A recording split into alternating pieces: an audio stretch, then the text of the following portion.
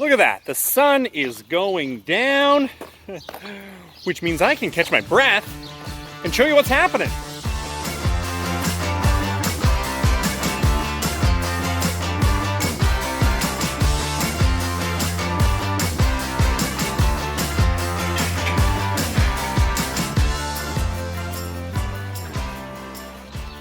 Well, come on into an area that has lights. We have electricity in the barn, which is a great feeling to have. We can climb into the office. We've got lights in here. Heck, we've even got a computer has finally arrived. But the real reason we have a computer, it's out there. Look at this. Robots have arrived. Phil and his guys, they pulled these in last week, first of last week.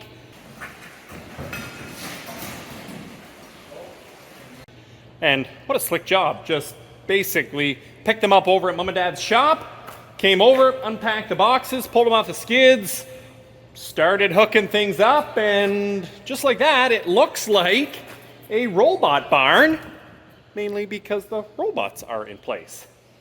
That was a very good feeling. Now, they don't have everything hooked up. They're not necessarily working, but that's for the next couple of days. The real nice thing is just the look of them and the fact that they are in place. Everything's kind of working around them. The other thing, shortly after they dropped in, is that line up across the top. Can you see it? That is the feed bin line. Basically what's going to happen is, you can see in here, when the cow walks in here, her head's going to be over there. That bin right there, it's going to drop in her snack. Her snack will log her through there. It'll give her the exact amount she's supposed to have based on who she is and how old she is and how much she milks and all that kind of fun stuff. It will determine that, and it comes from these feed bins out here that also arrived in the last week.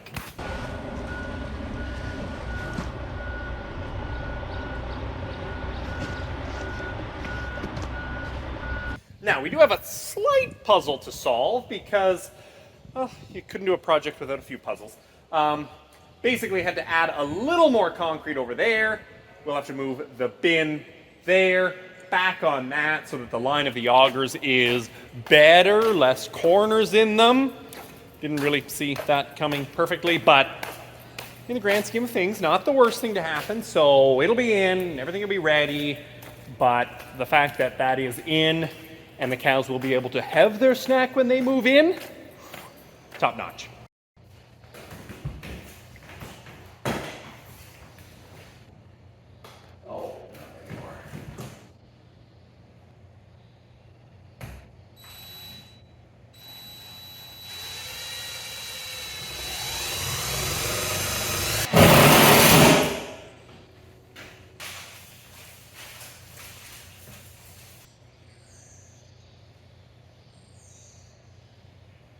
Well, I don't think you can even call it kind of a complete list, but we'll call it the start of a list. And now it's time to start striking things off.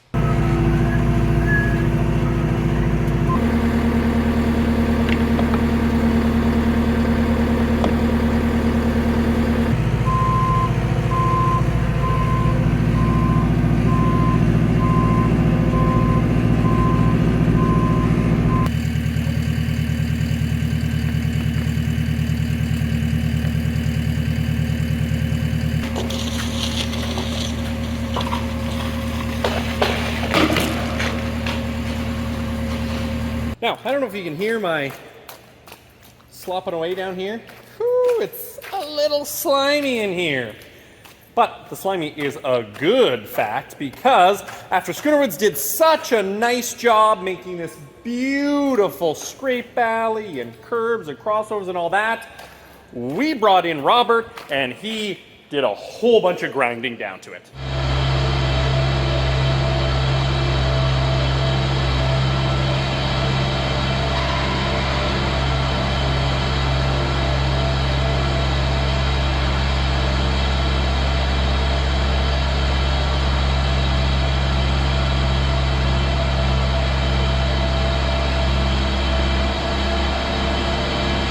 which is what we need. Because the thing about, and maybe you've got this at your place, if you've got a garage, a shop, a shed, something that's got that really nice smooth concrete, like it kind of can get wet, especially, or can get slippery, especially when it gets wet. Here, we cannot have that. We cannot have cows falling down, which is why we groove the floors. So you can see this kind of diamond pattern. What they've done is they just put this kind of 3/4 inch groove in all over the place. It's anywhere a cow can walk that is not a stall is grooved, for the simple fact that when they're roaming around, they're not going to slip and fall.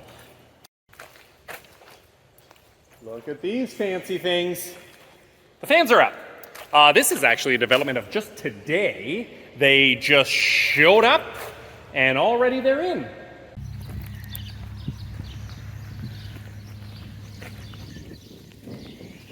Now they still have a few more to go. 21 in total fans is what's going to be in this barn. The thing that makes these a bit unique compared to some others is the standard option is like a single phase, just on-off motor on these fans. And what would happen is the controller would kind of control, you know, maybe that fan comes on and that one and this one over here when it's a certain temperature, and then another few would come on when it's a little warmer, and then when it's real warm, all of them would come on. We did not do that based on the recommendation from the electrician. Stephen recommended a 3-phase variable speed motor, a little bit more expensive, but the reason we did it is actually for the electrical savings. And the idea is that we'll be able to save 30 or 40% probably on electricity costs, get that extra cost of the motors paid for in the first year. The other really nice thing is instead of staging a handful of fans on, what's going to happen is all of the fans will come on, and they'll just come on at a low speed, and then they'll ramp up in speed as the temperature rises. And that way, what I think will be really nice about it is there's not going to be a dead spot of no air moving, because we just have, you know, a couple of fans on. They're all going to be on, or all going to be off, and it'll just modify what that speed is based on what the temperature is in here.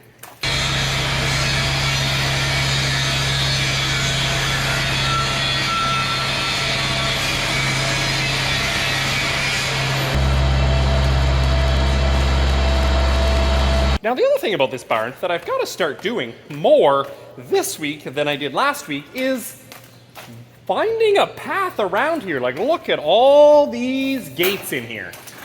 Before, I could kind of walk from that end all the way over there and not really have an issue. Well, can't do that anymore.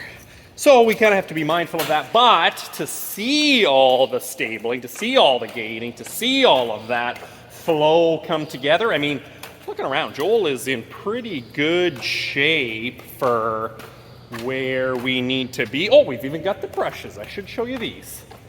Look at these. Cow can come up, scratch your head, scratch your back.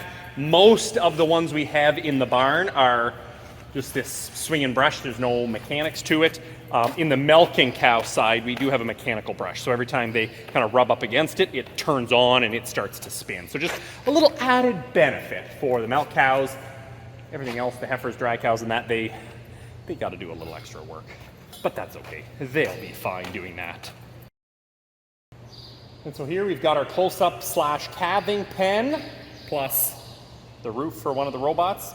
It's another day's problem. But just to see all the panels come together, we can split this pen into 2 using the gates. There's a headlock there if we ever needed to treat an animal, particularly if somebody's calving and having issues. We've got an area where we can kind of treat them a little more safely. That's a nice thing to have. But, you know, when you start to look around, like, most of this stuff is in. Brisket bars, you know, we kind of worked on, got a lot of the stabling done. They got the last of the wave neck rails. Like, when it comes to stabling, like, there really doesn't look like a whole lot more to go. The only real one here is these headlocks. And the reason they're not quite done is because, well, that happens to be our job. Tyler and I were working on this on the weekend. We got a long ways done. We almost killed each other a couple of times, but we finally found the rhythm. We finally figured out what we were doing.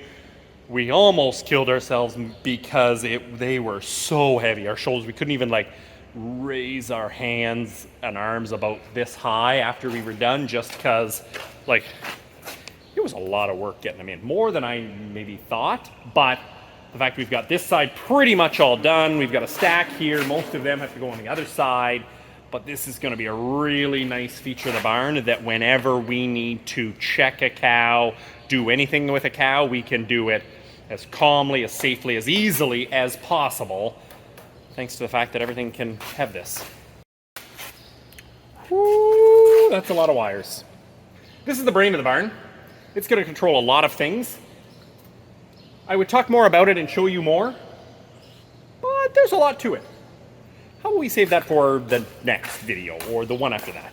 I will show you how it works when it's all hooked in and working, because I'm really excited for what it's going to do, but yeah, let's save that for another day. Instead, let's go over here. I want to show you something.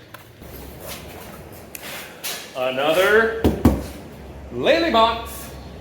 This is going to be cool. This is the Juno. Actually, do you want to take a peek? Ooh. Hard to see. That's the Juno. It is what is going to sweep the mangers and clean them up and keep that feed close to them. Cows are inherently messy. And so basically as they eat, they kind of throw feed around and push it out. Juno, or whatever we decide to name it, is going to push that feed back in every few hours. So it's going to live up in the middle. And like this side it'll be heifers all the way up, and then dry cows here, milk cows all on that side. So my thought is it probably won't need to push feed up quite so much on this side. So maybe it does that side, and then that side again, and then comes over here, and then does that who knows?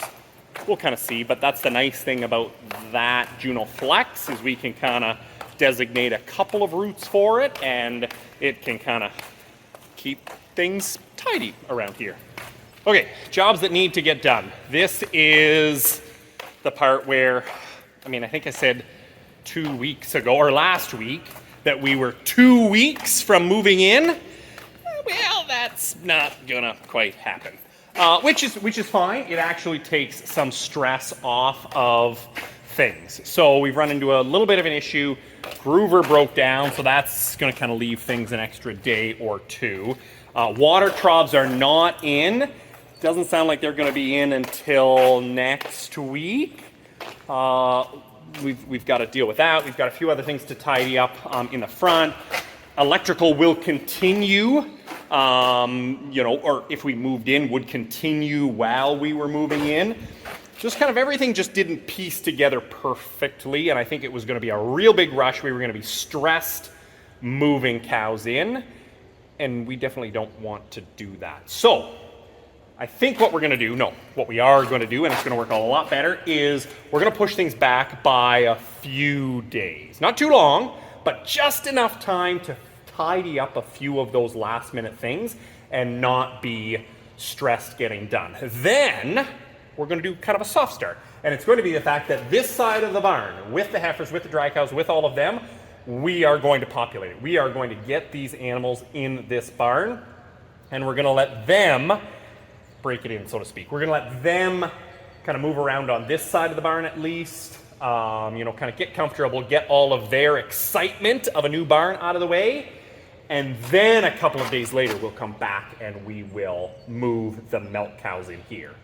Otherwise, what we're going to end up doing is we're going to end up putting the milk cows in, and then in between pushing cows to the robot, we're going to be moving heifers and dry cows, and I think it'd be ugly if we did it that way. So a few extra days, little bit of time for everybody else, a little bit of time to get all the rest of the equipment in and installed, and then we're going to be off and running. Man, isn't that nice and bright? Like, it's getting to be dark, and yeah, this is a nice space. I never did know, Jake had said, how many lights do you want in here? I have no idea. That sounds like a you decision. We did, and that worked out pretty nice. I think it looks pretty good. I do want to show you one more thing, speaking of Jake. I do make fun of, turn the lights out first. I always tell the kids that. Let's do that ourselves. But I did make fun of the first light. to get turned on in this barn was actually just the electrical room light. That was the first one that got in. I did make fun of them a little bit that they were greedy and got their light up first, but they're the ones that kind of need to see what they're doing, and I did give them kind of a dark corner of the barn to work in and put their stuff, so it's probably best they put that up. But I do want to show you what they did out here.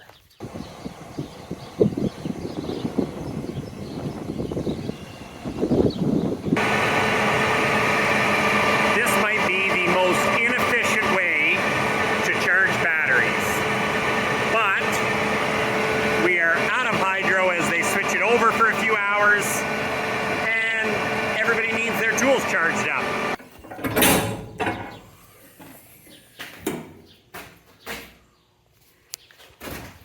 Looking fancy. Now, to give you a tour, that's the generator. It'll start on its own when the power goes out after, I don't know, I think 30 seconds it'll kick on. It's there. It's not quite ready to go yet, but it's close.